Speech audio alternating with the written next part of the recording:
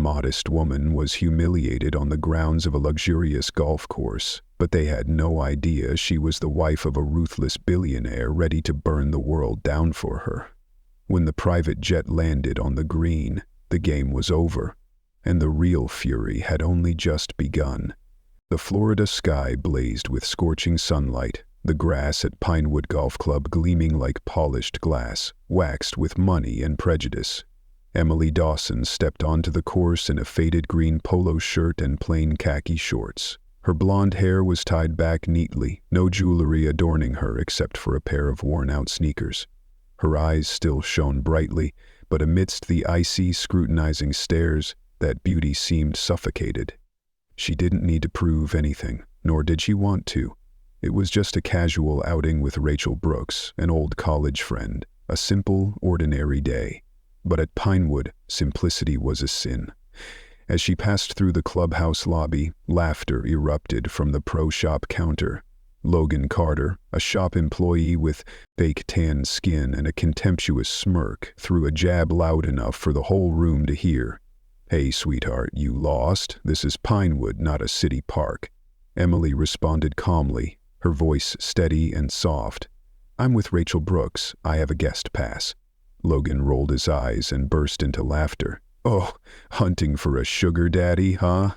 That handbag looks like last month's clearance rack." He stepped out from behind the counter, snatched her golf bag from her shoulder and dumped it upside down onto the cold tile floor. Clubs, a water bottle, and a leather wallet spilled out, rolling haphazardly. "Let's see if there's anything worth a dime in here." A sharp clap echoed from Brittany Collins, a bleached blonde server in a tight short skirt, holding a tray of cocktails. "My God, textbook gold digger vibes." Brent Whitman, a hulking real estate mogul, raised his beer glass as if toasting. "Fitting, trash with trash." The crowd roared with laughter, phone cameras flashing. Emily knelt to gather her belongings, her hands trembling slightly, but her eyes remained steady. Not a single curse, not a whisper of resentment, only silence and a dignified endurance. The clack of high heels rang out. Brittany Collins sauntered over, holding a pitcher of ice water, her smile razor-sharp. "Listen, darling, this is a place for classy ladies. You need to cool off."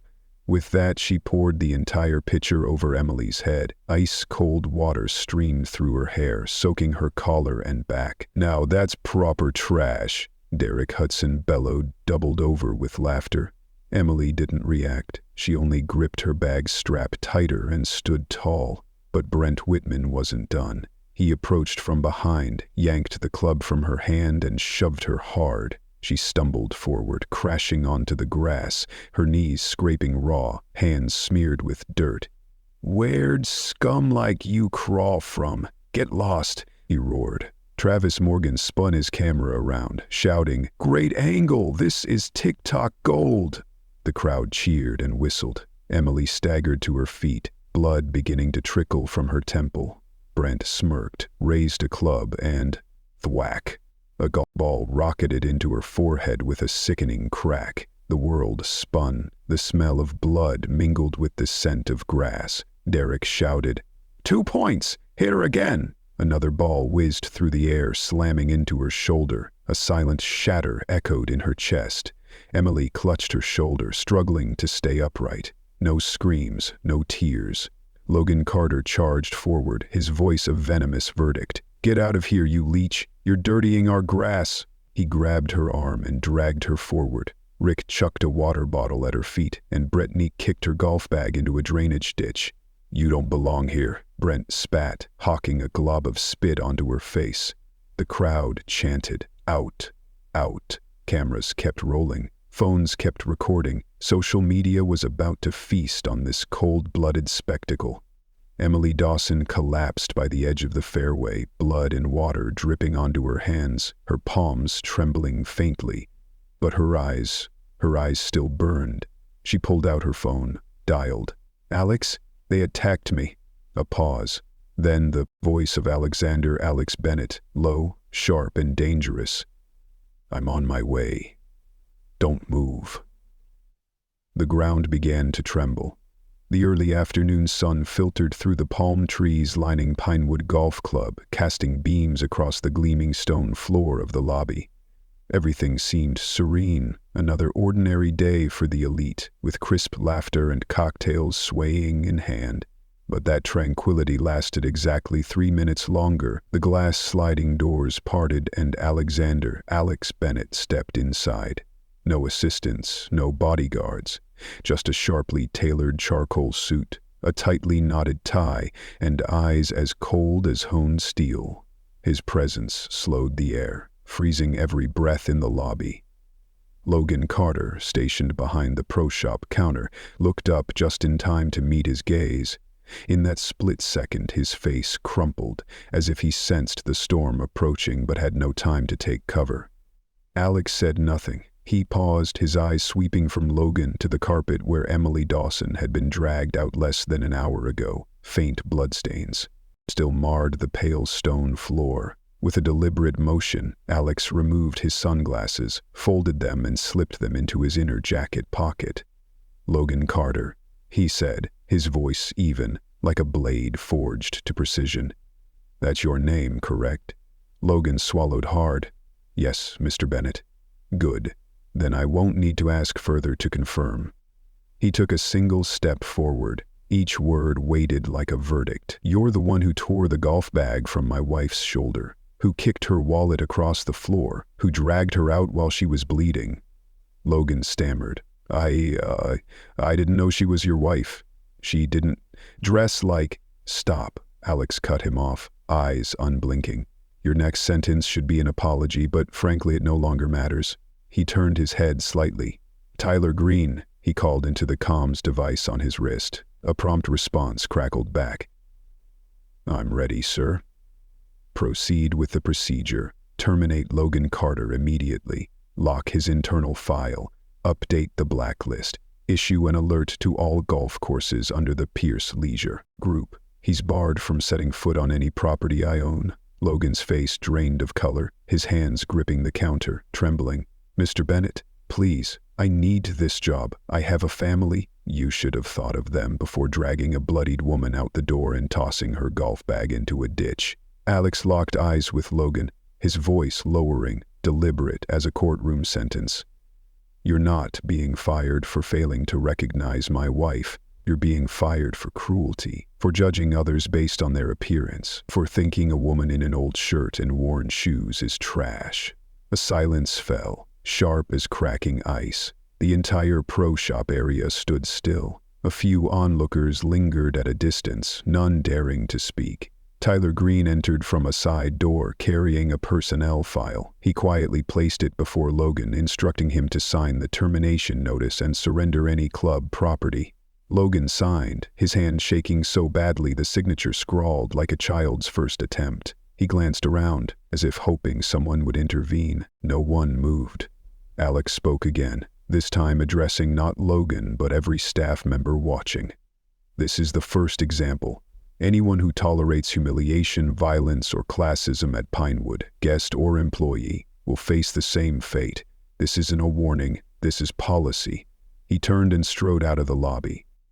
As the doors closed behind Alexander Alex Bennett, the champagne flutes in the golfer's hands froze mid-air. An old era had just been obliterated by a voice as cold as steel, and this was only the beginning. Late afternoon, as golden sunlight slanted through the palm trees, Brittany Collins strutted down the glass corridor of Pinewood Golf Club like it was her personal catwalk. Tight skirt, cocktail tray in hand, lips painted fire-green red, she flashed a saccharine smile at a group of golfers chuckling on the patio. Who said cruelty couldn't come with charm? Brittany always knew how to stand out. No need for much education, just an expensive chest, a half-smirk, and high heels sharp enough to slice through someone's self-respect. That day, she dumped an entire pitcher of ice water on Emily Dawson's head, calling it free refreshment for the poor. The act was swift, natural, like watering a plant, except the plant was the wife of Alexander Alex Bennett. Of course, Brittany didn't know that. She only saw a woman in a faded polo and cheap sneakers. Poor, plain, easy prey. But the universe has its own way of schooling people like Brittany, and it often starts with a phone call. When her shiny new iPhone buzzed, Brittany was leaning against the bar, flirting with a pot-bellied businessman named Carl. The screen flashed. Reception, line 2. She picked up, squinting. Yes? On the other end was Tyler Green's voice, calm and precise, like the schedule of an assassin. Brittany Collins? That's me, she drawled. Who's this? Taylor Green, executive assistant to Alexander Bennett. I'm calling to inform you that you've been relieved of your duties at Pinewood Golf Club. In that moment, the tray in Brittany's hand trembled slightly. Sorry, what? She laughed, as if she'd misheard. Is this a joke? No. This is an official decision from Mr. Bennett, the current owner of Pinewood. You engaged in abusive and assaultive behavior toward his wife, an act clearly recorded by multiple sources, including security cameras. Brittany swallowed hard. I didn't know she was his wife. You thought you were dousing someone who couldn't fight back. Unfortunately, you picked the wrong woman, and the wrong woman's husband. The air felt stifling. The chatter around her buzzed on, but no sound reached her brain. Please let me talk to Mr. Bennett. I can apologize. Apologies don't erase actions, Brittany. The termination list has been filed. Your contract is void. Your access card is deactivated. And most importantly, you've been added to the blacklist for the entire Pierce Leisure Group. That includes every golf course, resort, and entertainment property owned or affiliated with Mr. Bennett. Tyler's voice held no malice, no anger, just a cold bulletin, like a notice of power shut-off for an unpaid bill. Brittany stammered. I can explain. You poured water on an injured woman's face. You laughed when she was struck by a golf ball. You said, and I quote, ruining the view. No further explanation needed. She glanced around. The people who'd once laughed with her, Derek Hudson, Travis Morgan, a few wealthy players, now looked away as if they'd never met. She was no longer the alluring Brittany. She was a red flag in a personnel file, a name to avoid. We'll send the formal documentation via email, Tyler's voice concluded. Please collect your belongings and vacate the premises by 6:00 p.m. today. Security is on their way. The call ended. Brittany Collins stood frozen, like a wax figure melting under the Florida sun. The cloying scent of her perfume couldn't mask the stench of panic. In her hand, the cocktail tray tilted slightly, and for the first time she was the one feeling the chill down her spine, because this time the ice water had been poured on her own head. The auxiliary meeting room within Pinewood Golf Club's management building had never felt such suffocating tension. The glass ceiling poured blinding light onto the walnut table. A high-backed leather chair was pulled out, and Brent Whitman, the real estate mogul who'd gleefully struck a golf ball into Emily Dawson's forehead, sank into it with a crooked smile. Across from him, Alexander Alex Bennett entered silently. His white shirt was buttoned to the top, his hair impeccably combed, not a strand out of place. No assistants, no lawyers, just a man carrying a death sentence. Sit, Alex said, though Brent was already seated. His voice wasn't loud. Didn't need to be sharp, but it was cold enough to crack glass. Brent forced a grin. Alex, I know you're here about your wife. Look, I had no idea who she was. A misunderstanding, plain and simple. Alex pulled out a chair, sat, his gaze never leaving Brent. A misunderstanding is spilling coffee on someone by accident, not when you deliberately swing a club aiming for a woman's head. Brent's smile vanished. It wasn't like that. I just... Don't. Alex cut him off, pulling out his phone. He swiped for a few seconds, then placed it on the table. The screen played crystal clear footage. Brent turning, smirking at his jeering friends, then swinging. A perfect shot, the ball rocketing forward, and Emily Dawson staggering, collapsing. The video ended with a shout of "bullseye" and a chorus of manic laughter. Silence smothered the room. Alex's voice was steady. A judicial decree. You didn't just hit my wife's forehead. You struck at the dignity of someone whose only crime was existing in a place people like you hate to see. Not because they're wrong, but because they don't look like you. Look, I'll issue a public apology. I'll host a charity event. Even you think you still have leverage to bargain. Brent swallowed hard. Alex placed a folder on the table, flipping it open. Jessica Monroe, my head of finance, just finalized the lockdown of all credit lines for Whitman Properties. The Tampa Resort Development contract. Funding was pulled this morning. The Key Biscayne Island project. Your Japanese partners withdrew due to concerns over brand image and business ethics. Brent shot to his feet, leaning forward. You're destroying my entire company over one swing? No, Alex replied. I'm destroying it because you're a rotten man hiding behind a businessman's mask. Alex's phone buzzed. He answered. Jessica, report. A calm female voice responded. Whitman Holdings accounts are frozen. Our legal team is finalizing the transfer of shares from third-party partners all under Pierce Holdings' name. Alex looked at Brent. You sold your soul without even knowing it. Brent stumbled back. You can't. The law, you can't just. Yes, I can, and I did. The door opened. 2 security guards stepped in, positioning themselves behind Brent. Alex stood. I don't need you to apologize to Emily. You're not worthy. She's someone you'll never touch. Not with money, golf clubs, or business cards. Please? Brent shouted, his face ashen. I have a family, employees. Then you should have thought of them before turning a golf course into a bullying arena for a defenseless woman. Alex turned away, his words final. Escort him off Pinewood premises and ensure no golf course, hotel, or partner ever deals with the name Brent Whitman again. The door slammed shut, an empire crumbled without a scream. Just a single glance from a man who loved his wife so fiercely he'd burn the world to ashes to restore her justice. The conference room on the 29th floor of Bennett Holdings' Manhattan headquarters wasn't merely a room, it was a cathedral of power. Floor-to-ceiling glass walls framed a panoramic view of New York City, where the golden glow of skyscrapers reflected off the polished black onyx table. So long it would take 3 people to span its length with their strides. Amber-brown leather chairs lined the table, each with a dossier embossed with the gold-leafed Bennett Holdings logo. Alexander Alex Bennett entered at precisely 8 o'clock a.m. His ash-gray suit was tailored to perfection, the cuff of his sleeve revealing a Patek Philippe watch, a quiet proclamation of high society. His gaze, sharp as tempered steel, swept the room. No one spoke. They all stood, waiting for him to take the head chair.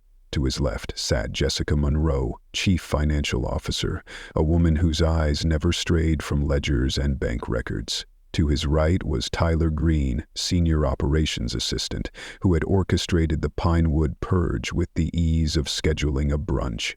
Across the table were 3 senior attorneys, each leading a division, civil, criminal, and corporate finance. Alex spoke, his voice low and unwavering. We're not suing out of anger. We're acting on principle. No one is permitted to humiliate Emily Dawson. No one is permitted to harm an innocent woman and walk away smiling. He slid a dossier toward Mr. Reynolds, head of the criminal law team. These are the videos, the testimony of Mike Sanders and Emily's medical report. Assault resulting in a bleeding head wound, soft tissue fractures in her shoulder and knee. I want the individuals, Brent Whitman, Logan Carter, Brittany Collins, Derek Hudson, and Travis Morgan, investigated for prosecution. Reynolds nodded, his tone measured and professional. With the video evidence and witness accounts, we can push for a district-level criminal trial, charging assault and intentional bodily harm, Jessica Monroe interjected, placing printouts of money transfers from Whitman Properties accounts to 2 individuals, Logan Carter and Derek Hudson, before the group. He paid them to handle the nuisance, verbatim from an internal email we retrieved through our data control network. Alex didn't flinch. merely turning to the next page in his dossier. So, in addition to assault, we have evidence of collusion and compensation for violent acts. Perfect. I want this filed with both the Civil Court and the National Business Ethics Commission. No need for a rushed trial. The longer it drags, the louder their disgrace echoes. Tyler Green adjusted his headset, tapping his keyboard lightly. I've contacted 12 of Brent Whitman's strategic partners, informing them that Bennett Holdings is suspending all related operations. The involved individuals have also been added to the internal control systems of our resort and golf course chains. Alex nodded, taking a sip of espresso. Make them understand one thing. This isn't just retaliation. It's resetting the standard. From now on, anyone who thinks they can discriminate, insult, or humiliate others based on appearance, class, or silence must know they're provoking the laws of a world far above them. He stood, his cold, commanding gaze sweeping the room. Starting today, I want this case's details strategically leaked to financial journals, legal circles, and high-level business councils. We don't need fanfare, just the right people reading the right information. Tyler Green nodded.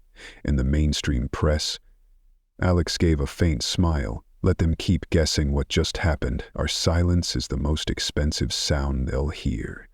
The glass door closed behind Alex, leaving the room steeped in strategy and power. While the Pinewood crowd was still reeling from the hurricane named Alexander Alex Bennett, 2 names, Travis Morgan and Derek Hudson, quietly believed they'd slipped through the cracks. They slunk into the shadows, avoiding the spotlight. But in the world of those who breathe privilege, they failed to realize that silence could be the loudest confession of all. 3 days after the incident, a video hit social media. Unedited, no music layered over it, just raw footage Travis Morgan had recorded on his phone during the joke on the golf course. This time, it bore a new title. When privilege becomes a weapon, this is how they tormented an innocent woman. The internet erupted. The dialogue was undeniable. Yo, make sure you get her face. Don't miss it. Gonna post this to the group for laughs.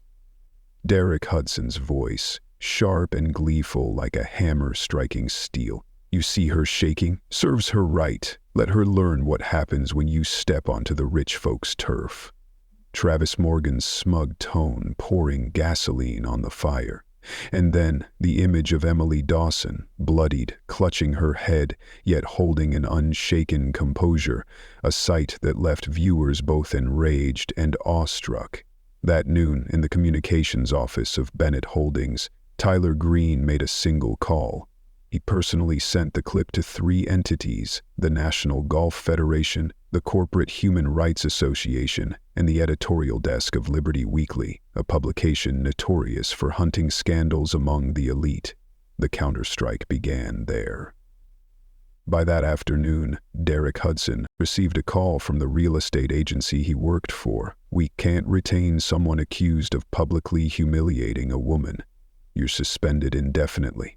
That evening, Travis Morgan logged into a Zoom meeting with his family's law firm, expecting defense. Instead, his uncle, the firm's chairman, spoke coldly. You didn't just ruin your reputation, you dragged our entire lineage into the mud. From now on, you have no say in any of the firm's dealings. And then came the final blow. Jessica Monroe confirmed. The personal accounts of Derek and Travis had been removed from the guest lists of every event hosted by Bennett Holdings. Their names were added to the Do Not Engage list across the entire network of investment partners linked to the conglomerate. No courtroom, no pleas, just the raw truth laid bare and their privilege stripped away like rotting skin. That night, Emily Dawson sat on her porch, gazing at the calm, waveless sea. In her hand was a printout of a social media comment. I don't know who you are, but I'm sorry on behalf of those who laughed at your pain. They deserve every consequence. Alex stepped up behind her, resting a hand gently on her shoulder. Justice doesn't always need a courtroom. Sometimes it's enough to let them burn themselves with their own contempt. And Emily smiled. A smile as light as a breeze, but carrying the storm that had passed and the fire still burning within.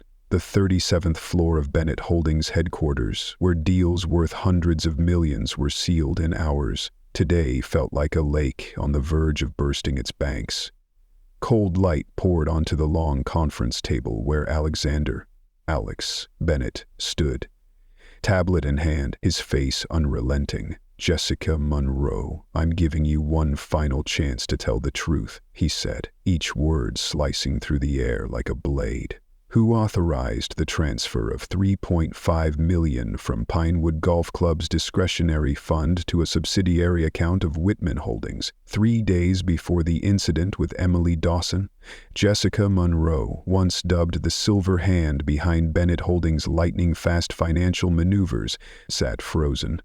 Her impeccable gray suit couldn't hide the beads of sweat forming on her brow. It was a deposit for a joint real estate project," she replied, her voice hoarse, eyes darting away. "I didn't know Brent Whitman would—" "Didn't know?" Alex cut in, his gaze piercing. "You approved the transfer, signed off on it 3 times, and buried it under consulting fees? Did you think I wouldn't check?" From the corner of the table, Tyler Green produced a dossier we cross-referenced with the independent audit report. "Ms. Monroe, you didn't just authorize the funds. You're named in the temporary share swap agreement between Whitman Holdings and an offshore entity you set up in the Cayman Islands, Southwell Trust Ltd. Jessica's hand tightened around her water glass, the liquid rippling like her crumbling resolve. I thought I could make some personal profit from the deal. I didn't expect things to—" "Personal profit?" Alex echoed, his voice dropping low, almost a whisper. "You siphoned funds from a property I owned to bankroll a man who struck my wife with a golf club, then covered it up using the company's SEP financial system." Silence, more terrifying than any threat.